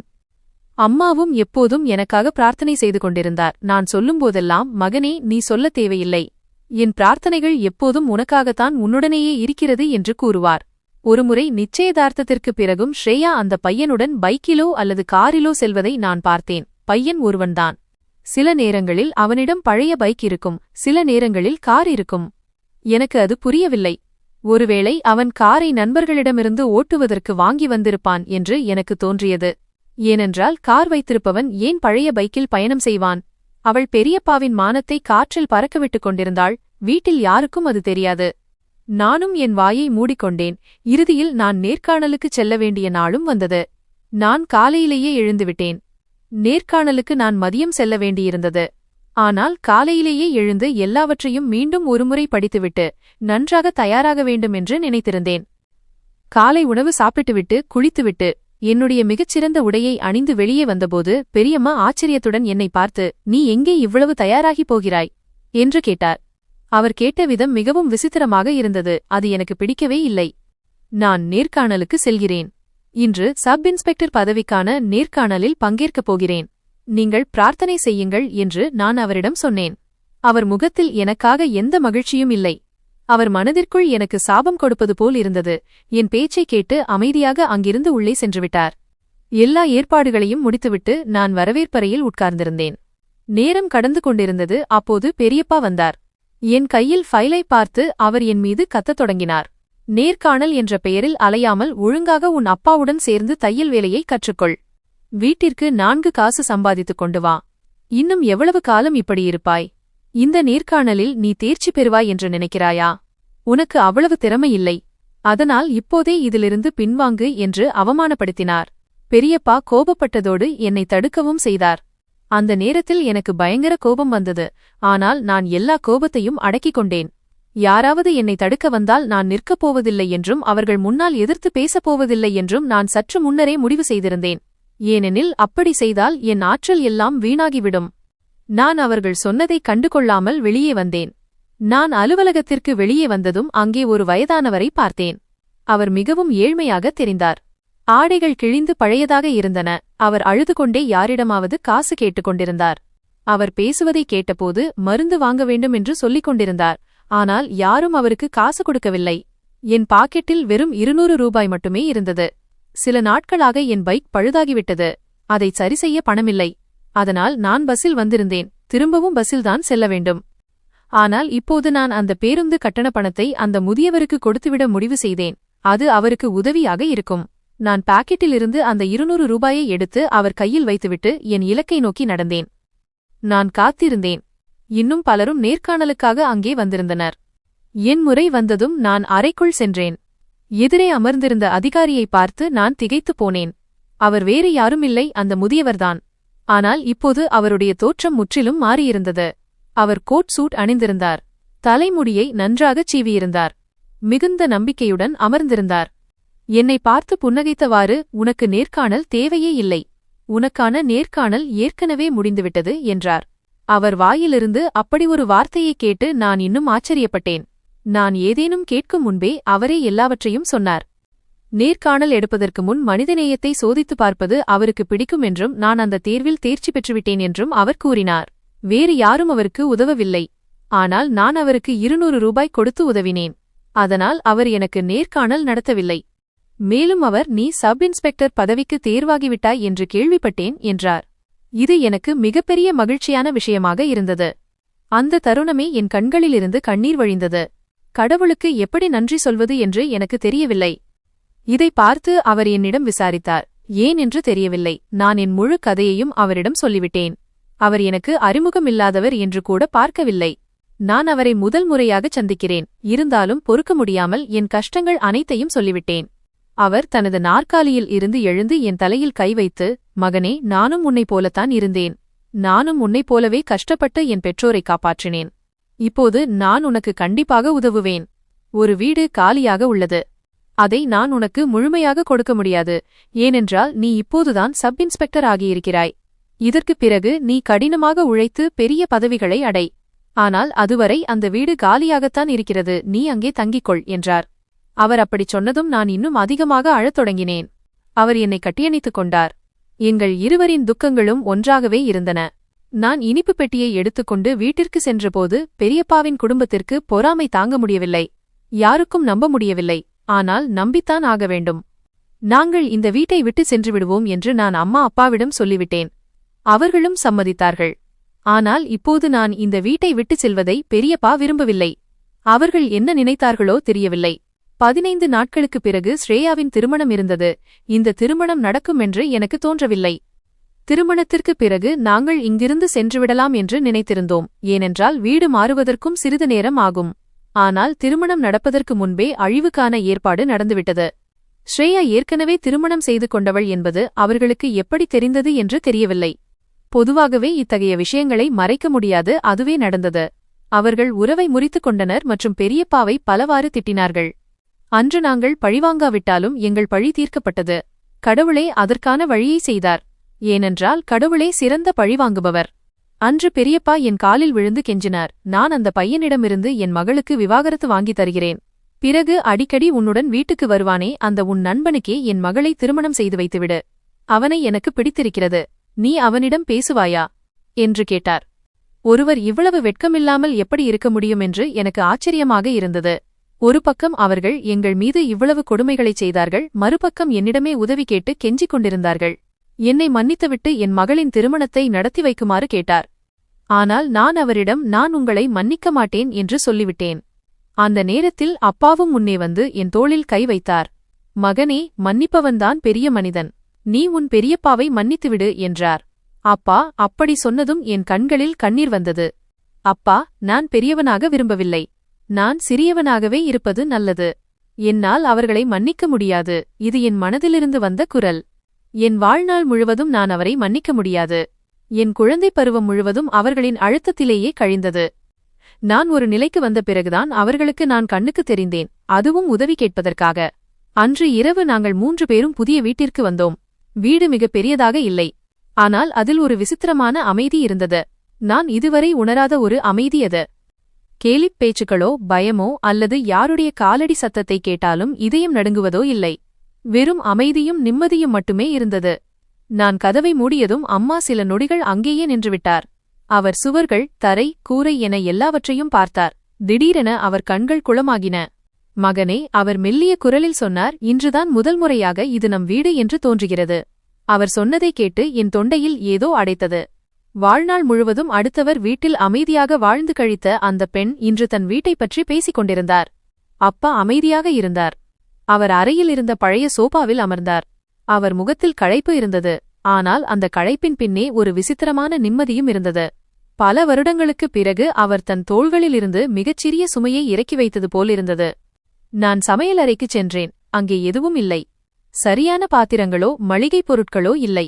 ஆனாலும் அம்மா புன்னகைத்துக் கொண்டே, பரவாயில்லை மகனே, நாளைக்கெல்லாம் வாங்கிக்கலாம். இன்று நிம்மதியாக தூங்கினால் போதும் என்றார். இரவில் அனைவரும் அவரவர் அறைக்குச் சென்ற பிறகு எனக்கு தூக்கம் வரவில்லை. நான் ஜன்னல் ஓரம் நின்று வெளியே பார்த்துக் கொண்டிருந்தேன். குளிர்ந்த காற்று என் முகத்தில் மோதியது. ஆனால் இன்று அந்த குளிர் எனக்கு வலிக்கவில்லை. எனக்கு என் குழந்தை பருவம் நினைவுக்கு வந்தது. பெரியப்பாவின் திட்டு, அம்மாவின் மௌனம், அப்பாவின் குனிந்த கண்கள். இன்று நாங்கள் அதிலிருந்து வெளியே வந்துவிட்டோம். சிறிது நேரத்திற்குப் பிறகு நான் அம்மாவின் அறைக்கு சென்றேன். கதவு லேசாக திறந்திருந்தது. அம்மா ஆழ்ந்த உறக்கத்திலிருந்தார். அவர் முகத்தில் நான் இதுவரை பார்த்திராத ஒரு நிம்மதி இருந்தது. ஒருவேளை பல வருடங்களுக்குப் பிறகு அவருக்கு பயமில்லாமல் தூக்கம் வந்திருக்கலாம். நான் அங்கேயே நின்று, இனி இவர்களை யாருக்காகவும் தலைகுனிய விடமாட்டேன் என்று மனதிற்குள் உறுதிமொழி எடுத்துக்கொண்டேன். காலையில் கண் விழித்தபோது சூரிய ஒளி நேரடியாக அறைக்குள் விழுந்து கொண்டிருந்தது. இது அதே சூரியன்தான். ஆனால் இன்று அதன் ஒளி வித்தியாசமாக தெரிந்தது. அம்மா சீக்கிரமே எழுந்துவிட்டார். லேசான காய்ச்சல் இருந்தது. ஆனால் முகத்தில் ஒரு விசித்திரமான புத்துணர்ச்சி இருந்தது. நான் டீ போட்டு தருகிறேன் என்று புன்னகைத்தவாறு கூறினார். அம்மா பயமில்லாமல் சமையலறையில் வேலை செய்வதை நான் முதல் முறையாக பார்த்தேன். தடுப்பவர் யாருமில்லை, கிண்டல் செய்பவர் யாருமில்லை. அப்பா தேநீர் கோப்பையை கையில் வைத்துக்கொண்டு, மகனே, நீ செய்தது சரிதான். நாம் ரொம்ப தாமதித்து விட்டோம் என்றார். நான் எதுவும் பேசவில்லை. அவரை பார்த்தேன். அந்த பார்வையில் புகார் இல்லை, வெறும் புரிதல் மட்டுமே இருந்தது. வீடு என்பது சுவர்களால் ஆனது அல்ல, மரியாதையால் ஆனது என்பதை அன்று உணர்ந்தேன். ஒரு மனிதன் தன்னை தாழ்வாக நினைப்பதை நிறுத்தும்போதுதான் மரியாதை கிடைக்கிறது. பயம் இல்லாமல், கேலி இல்லாமல், மிக முக்கியமாக மரியாதையுடன் புதிய வாழ்க்கை தொடங்கியது. இரவு அமைதி இன்னும் வீட்டில் நிலவியது. அம்மா தன் அறையில் தூங்கிவிட்டார். வீடு முழுவதும் கடிகாரத்தின் டிக் டிக் சத்தம் மட்டுமே கேட்டது. நான் என் அறையில் படுத்திருந்தேன். ஆனால் தூக்கம் கண்களை விட்டு வெகு தொலைவில் இருந்தது. அப்போது அப்பா அமைதியாக வெளியே வந்து ஹாலில் அமர்ந்திருப்பதை பார்த்தேன். அவர் கையில் குடிக்காத தேநீர் கோப்பை இருந்தது. அவர் அதை குடிக்கவில்லை. ஏதோ சிந்தனையில் வெகு தூரம் சென்றுவிட்டது போல அதை பிடித்துக் கொண்டிருந்தார். நான் எழுந்து அவர் அருகில் சென்று அமர்ந்தேன். சிறிது நேரம் நாங்கள் இருவரும் அமைதியாக இருந்தோம். திடீரென்று அப்பாவின் குரல் வந்தது. உனக்கு வருத்தமாக இருந்ததா மகனே? நான் எதுவும் பேசவில்லை. ஒருவேளை பேசியிருந்தால் உடைந்து போயிருப்பேன். அப்பா பெருமூச்சு விட்டார். எனக்கு தெரியும், நான் உன்னை நிறைய சகித்துக் கொள்ள விட்டேன். உன் பெரியப்பாவின் முன் நான் அமைதியாக இருந்தேன். அவர் குரல் நடுங்கியது. அப்பா இப்படி உடைந்து போய் நான் பார்த்ததில்லை. நான் பயந்தேன் மகனே, அவர் கூறினார். வீடு பிரிந்துவிட்டால் உன் படிப்பு நின்றுவிடுமோ என்று பயந்தேன். உனக்கு தகுதியான வாழ்க்கையை என்னால் கொடுக்க முடியாமல் போய்விடுமோ என்று பயந்தேன். அதனால் ஒவ்வொரு ஏச்சையும் ஒவ்வொரு கொடுமையையும் அமைதியாகச் சகித்துக் கொண்டேன். இந்த வார்த்தைகளை கேட்டதும் என் நெஞ்சம் விம்மியது. நான் எப்போதும் வலிமையானவர் என்று நினைத்த அந்த மனிதர் இன்று என் முன் தன் பயத்தை காட்டிக் கொண்டிருந்தார். ஆனால் மிகப்பெரிய பயம் என்னவென்றால் அப்பாவின் கண்களிலிருந்து கண்ணீர் வழிந்தது. என்னால் நீ வாழ்க்கையில் பின்தங்கிவிடக் கூடாது என்று நினைத்தேன். நான் அவர் கையை பிடித்துக் கொண்டேன். அப்பா, நீங்கள் என்னை பின்னால் வைக்கவில்லை. என் குரல் கனத்தது. அமைதியாக இருந்து கொண்டே சண்டையிட கற்றுக் கொடுத்தீர்கள். அப்பா என்னை பார்த்தார். அவர் கண்களில் கேள்வியும் இருந்தது, நிம்மதியும் இருந்தது. என்னால் என்னை கட்டுப்படுத்த முடியவில்லை. நான் முன்னே சென்று அப்பாவை கட்டியணைத்துக் கொண்டேன். அந்த தருணம் பல வருட மௌனம் ஒரே நொடியில் உடைந்தது போல் இருந்தது. இனி நீங்கள் யாருக்கும் தலைவணங்க வேண்டாம் என்றேன். இப்போது நான் இருக்கிறேன் அல்லவா என்றதும் அப்பா அழுதுவிட்டார். ஆண்மை என்பது குரலை உயர்த்துவதிலில்லை, பொறுப்பை ஏற்றுக்கொள்வதில்தான் இருக்கிறது என்பதை அன்று இரவு நான் வெட்கமின்றி உணர்ந்தேன். வீட்டை நடத்துபவர் மட்டும் தந்தை அல்ல, பிள்ளைகள் உடைந்து போகாமல் காப்பாற்றுபவரே உண்மையான தந்தை. நாங்கள் வெகுநேரம் அமர்ந்திருந்தோம். அந்த அமைதியான இரவில் நாங்கள் இருவரும் கொஞ்சம் லேசானோம். அன்று இரவு அப்பாவிடம் பேசிய பிறகு எனக்குள் ஏதோ ஒன்று நிலைத்தது. பல வருடங்களாக நெஞ்சிலிருந்த பாரம் மெல்ல மெல்ல இறங்கத் தொடங்கியது. மறுநாள் காலையில் கண் விழித்தபோது முதன்முறையாக பயத்தின் நிழலில் விழிக்கவில்லை என்று தோன்றியது. அம்மா சமையலறையில் இருந்தார். எந்த அவசரமும் இல்லாமல், எந்த திட்டும் இல்லாமல், எந்த பயமும் இல்லாமல் அவர் எனக்கு தேநீர் கொடுத்து புன்னகைத்தவாறு, இன்று உன் வேலையின் முதல் காலை மகனே என்றார். அவர் கண்களில் பெருமை இருந்தது. அவர் இதுவரை வெளிப்படையாக காட்டாத அதே பெருமை அது. எனக்கும் பணி அமர்த்தப்பட்ட முதல் நாள். நான் சீருடை அணிந்து கண்ணாடியின் முன் நின்று என்னை பார்த்தபோது தையல்காரனாக மாறு என்று கேலி செய்யப்பட்டவனா நான் என்று என்னால் நம்பவே முடியவில்லை. இன்று சப் இன்ஸ்பெக்டர் சீருடையில் நின்றிருந்தேன். அம்மா சீருடையை தடவியவாறு, கடவுள் தாமதமாக கேட்டாலும் சரியாக கேட்டார் என்றார். அப்பா அமைதியாக நின்றார். அவர் கண்கள் ஈரம் கசிந்திருந்தன. ஆனால் முகத்தில் நிம்மதி இருந்தது. மறுபுறம் பெரியப்பாவின் நிலைமை நாளுக்கு நாள் மாறிக்கொண்டிருந்தது. எந்த சமூகத்தில் அவர் நெஞ்சை நிமிர்த்தி நடந்தாரோ அதே மக்கள் இப்போது கேள்வி கேட்கத் தொடங்கினர். மகளின் திருமணம் ஏன் நின்று போனது? இவ்வளவு சீக்கிரம் உறவு எப்படி முறிந்தது? பெரியப்பாவால் பதில் சொல்ல முடியவில்லை. வீட்டில் இப்போது முன்பை போன்ற சத்தம் இல்லை. மூத்த மகள் அமைதியாக இருக்க ஆரம்பித்தாள். இளைய மகள் இந்திரா அவரிடம் கேள்வி கேட்கத் தொடங்கினாள். அப்பா, அண்ணா மற்றும் சித்தப்பா சித்தியிடம் ஏன் அப்படி செய்தீர்கள்? இந்த கேள்விகள் பெரியப்பாவை உள்ளுக்குள் உடைக்கத் தொடங்கின. ஒருநாள் அவர் எங்கள் புதிய வீட்டிற்கு வந்தார். யாருடைய குரலைக் கேட்டு வீடு முழுவதும் நடுங்குமோ அதே பெரியப்பா இன்று வாசலில் நின்றார். நான் கதவை திறந்தேன். அவர் என்னை பார்த்து சில நொடிகள் அமைதியாக இருந்தார். பிறகு வேலைக்குச் சேர்ந்ததற்கு வாழ்த்துக்கள் என்றார். அவர் குரலில் ஆணவமில்லை, அதிகாரமில்லை, வெறும் சோர்வு மட்டுமே இருந்தது. நான் செய்தது தவறு. அவர் தலை குனிந்தார். நான் எதை விதைத்தேனோ அதையே அறுக்கிறேன். நான் எதுவும் சொல்லவில்லை, கேலி செய்யவில்லை, மகிழ்ச்சி அடையவில்லை. சும்மா அமைதியாக இருந்தேன். பெரியப்பா உள்ளே வந்தார். அம்மா எதிரில் உட்கார்ந்திருந்தார். அவரை பார்த்ததும் பெரியப்பாவின் கண்கள் கலங்கின. தங்கச்சி, நான் பெரிய பாவம் செய்துவிட்டேன். எனக்கு உண்மையிலேயே அன்று முதல் நிம்மதியில்லை. அம்மா எதுவும் சொல்லவில்லை. இப்போது எல்லாம் முடிந்துவிட்டது என்று மட்டும் சொன்னார். இந்த வார்த்தைகள் மன்னிப்புக்கானவை அல்ல, ஆனால் பழிவாங்குதலுக்கானவையும் அல்ல. பெரியப்பா எழுந்து செல்லத் தொடங்கினார். போகும்போது, நீ சரியாகத்தான் இருந்தாய் மகனே, என்னை எவ்வளவோ புரிய வைக்க முயன்றாய், நான்தான். அவர் குரல் தழுதழுத்தது. அவர் முழுமையாக பேசாமலே சென்றுவிட்டார். வருத்தம் என்பது தண்டனையை விட பெரியது என்பதை அன்று நான் புரிந்து கொண்டேன். புதிய வேலையுடன் என் வாழ்க்கையின் புதிய அத்தியாயம் தொடங்கியது. காவல் நிலையத்தில் முதல் நாள் எளிதாக இருக்கவில்லை. மக்கள் சந்தேக கண்ணோடு பார்த்தார்கள். சிலர் பொறாமைப்பட்டார்கள், சிலர் நம்பிக்கையோடு பார்த்தார்கள். அப்போது நான் என் சீருடையை எந்த ஒரு பலவீனமானவரையும் அடக்குவதற்கு பயன்படுத்த மாட்டேன் என்று எனக்குள் உறுதிமொழி எடுத்துக்கொண்டேன். ஒவ்வொரு வழக்கிலும் எனக்கு என் குழந்தை பருவம் நினைவுக்கு வந்தது. அம்மாவின் மௌனம், அப்பாவின் இயலாமை மற்றும் பெரியப்பாவின் உயர்ந்த குரல் -1 வேளை. இதனால்தான் நான் யார் சொல்வதையும் கவனமாக கேட்பேன். ஒரு மாலை வேலையிலிருந்து வீட்டிற்கு வந்தபோது அம்மா வாசலில் நின்றார். இன்று சீக்கிரம் வந்துவிட்டாய் மகனே? ஆமாம் அம்மா. இன்று வெகுநேரம் இருக்க பிடிக்கவில்லை. அவர் சிரித்தார். நான் அறைக்கு சென்றேன். சீருடையைக் கழற்றி நாற்காலியில் தொங்கவிட்டேன். என் பயங்கள் தொங்கிக் கொண்டிருந்த அதே நாற்காலியில் இன்று வெறும் சீருடையும் மரியாதையும் இருந்தது. அவ்வப்போது பெரியப்பாவின் முகம் நினைவுக்கு வரும். அவரின் குனிந்த தோள்கள், அவரின் ஒடுங்கிய குரல் எனக்கு மகிழ்ச்சியை தரவில்லை. அந்த நிலையை நினைக்கும்போது கொடுமைக்கான கணக்கை மனிதன் அல்ல, கடவுளே தீர்க்கிறார் என்ற நம்பிக்கை மட்டுமே கிடைக்கிறது. நாங்கள் யாரையும் பழிவாங்கவில்லை, வாழ்க்கையில் முன்னேறிச் சென்றோம். ஒருவேளை இதுவே மிகப்பெரிய வெற்றியாக இருக்கலாம். வாழ்க்கையில் உண்மையான வெற்றி என்பது பழிவாங்குவதில் இல்லை, உழைப்பு, பொறுமை மற்றும் நேர்மையுடன் முன்னேறுவதில்தான் இருக்கிறது. யார் மற்றவர்களை அடக்க நினைக்கிறார்களோ காலம் அவர்களை தலைகுனிய வைக்கும். யார் அமைதியாக சரியான பாதையில் செல்கிறார்களோ கடவுள் அவர்களுக்கு உரிய உரிமையை கண்டிப்பாக கொடுப்பார். நண்பர்களே, எங்கள் கதை உங்களுக்கு பிடித்திருக்கும் என்று நம்புகிறேன். கதை பிடித்திருந்தால் வீடியோவை லைக் செய்யுங்கள். சேனலுக்கு புதியவராக இருந்தால் சேனலை சப்ஸ்கிரைப் செய்யுங்கள். மறக்காமல் நோட்டிஃபிகேஷன் பெல்லை அழுத்துங்கள். அப்போதுதான் அடுத்த அப்டேட் உங்களுக்கு முதலில் கிடைக்கும்.